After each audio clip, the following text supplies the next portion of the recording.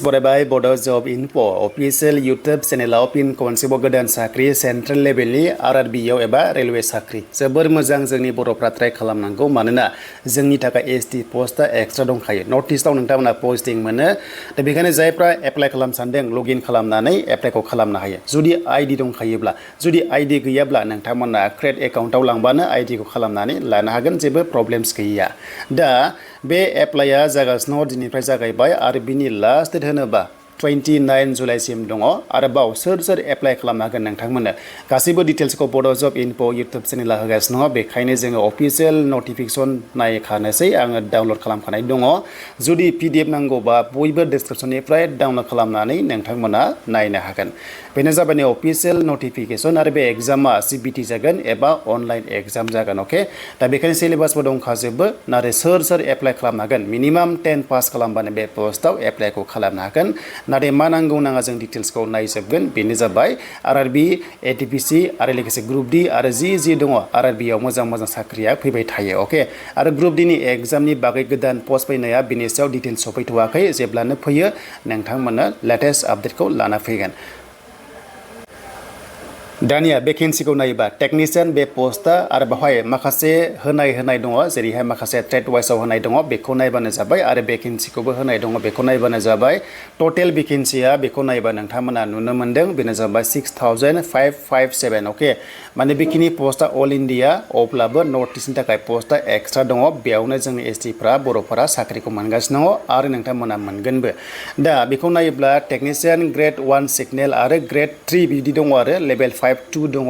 सेलारिया बेखिनि दङ होनायासो जास्ट इनिशियेलि बेसिकआ नाथाय बारायखायो गोबां मोनगोन आरो बैसोआ 18 निफ्राय 33 आरो 30 इयार्स नाथाय बेनिफ्राय जोङो 5 इयार्स बारा मोनो जोंनि STफोरा अके दा बेखौ जों मोनथिबाय दानिया बिनि एग्जामनि डिटेल्सखौ जों नायनोसै बे एग्जामा अनलाइन एग्जाम जागोन एप्लाइआथ' सोलिगासिनो दङ एग्जाम डेटआ फैथ'वाखै जेब्ला फैगोन चेनेलाव नोंथांमोना आपडेटखौ मोननो हागोन बिनि सिलेक्शन प्रसेसखौ नायोबा फार्स्टआवनो CBT एबा अनलाइन एग्जाम बेनिफ्राय डकुमेन्टस भेरिफिकेसन बेनिफ्राय मेडिकेल एग्जाम लानानै नोंनो साख्रिखौ होनाय जागोन बा कुनु फिजिकेल टेस्ट गैया अके माने रानिं बेबायदि गैया आरो एग्जाम पास खालामदो बेनिफ्राय साख्रिखौ नोंथांमोना लादो आरो बे एग्जामा खनसेल' जागोन डाबल बे एग्जाम नङा अके दा बेखौ जों मोनथिबाय दानि जों थांसै माबादि सिलेक्शन प्रसेसआ बिनिया एग्जामा जों बेखौबो नायनांगोन अके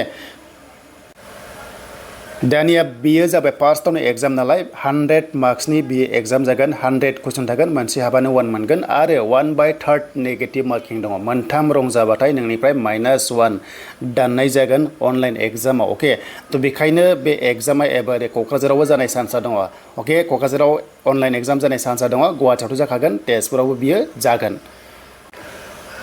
दानिया बेखौ एप्लाइ खालामबा एग्जाम फिसा RRB आव जों मिथिखागौ 250 250 जों STफ्रा पे खालामनांगौ आरो जुदि एग्जाम होयोबा नोंथाङा बेखौ रिफान्ड मोनफिननाय जायो अके थ' बेखायनो जाहाथे मोजां होयो एग्जामखौहाय जायफ्रा एप्लाइ खालामो दा बे एग्जामा बेसेबां माखासे सिलेबासखौ जों दायो नायनोसै दानिया जों एग्जामनि सिलेबासआ मोननै रोखोमनि पस्ट दंमोन नालाय ग्रेड 1 मोनसे आरो ग्रेड 3 मोनसे दङ नालाय दा बेखिनिया सिलेबास बेखौ नायदो कुइसना बेखिनिफ्राय होनायनिफ्राय फैगोन आरो मार्क्सआ बेनो थ' बेखौ स्क्रिनशट खालामना लादो इम्परटेन्स बियो आरो बावहाय नायदो नै 90 मिनिट्स एबा 1.5 घन्टा टाइम मोनदों 100 कुइसन 1/3 नेगेटिभ मार्किं आरो मोनसे फिक्स दङ क्वालिफाइ खालामनो थाखाय 25% जोङो माने 25 जोङो नाम्बारखौ मोनथारनांगोन बे एग्जामाव 100नि गेजेराव होमबासो मिनिमाम आरो मेक्सिमामसो थांनायलाय काटअफआ नाथाय बेखिनिसो साख्रि मोना नोंथांमोना 100नि गेजेराव 60-70 लानांगोन बे जाबाय दानिया जों फैबाय आरो नेक्स्टआव बेनो जाबाय नैबे ग्रेड 3 लेभेलनि एग्जाम अके ग्रेड 3 लेभेल पस्टआ मोननै रोखोमनि नालाय बे साबजेक्ट दङ बेखौ नायदो सेम मार्क्स सेम कुइसन दङ बेनिफ्राय साबजेक्टनिफ्राय मेथ्सनिफ्राय 25 सोंगोननो बेनिफ्राय GI रिजनिंनिफ्राय 25 सोंगोन साइन्सनिफ्राय 40 अके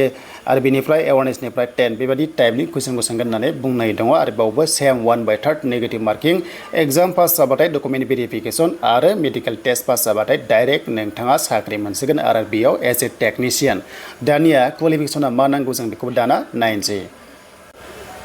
दा फार्स्टआव नायदो बे जाबाय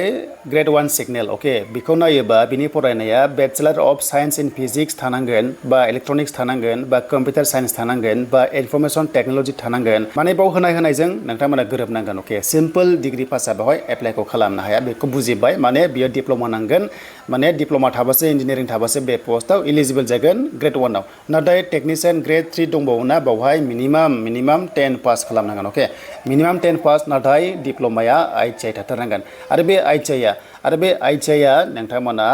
माने माखासे ट्रेड वाइज जेरै NCPT SCPT स्टेट नेशनेल थाइना बेथ' जाबाय नाथाय ट्रेड वाइज जेरै पिटार इलेक्ट्रिशियान बेनिफ्राय इलेक्ट्रनिक्स मेकानिक इन्स्ट्रुमेन्ट मेकानिक दङ बेनिफ्राय नोंथांमोना मटर मेकानिक दङ